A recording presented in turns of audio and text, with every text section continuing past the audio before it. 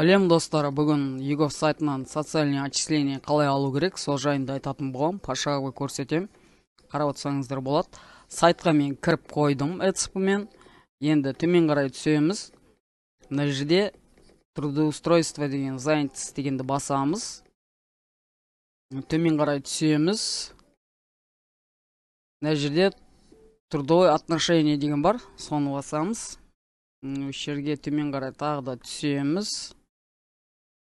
Информация социальный отчисление деп тұр. Міне осыны басып, қазір біз онлайн заказ беретін боламыз.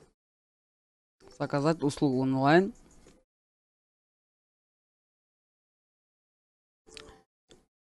Мына жерден қай жылдан қай жылға алсаңыздар болады. Мысалы, 1 жылдықты аласыз ба, 6 айдықтыкін аласыз ба, әлде 3 ай аласыз ба, соны белгілесеңіздер болады. Мен қазір 2022-нің где-то июнь айынан бастап алайын.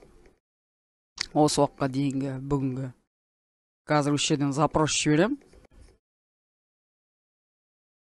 Енді біз эрса-мен қол қоятын боламыз.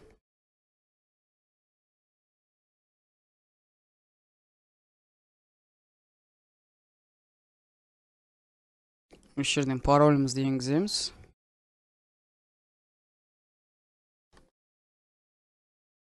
Қолымызды қоямыз.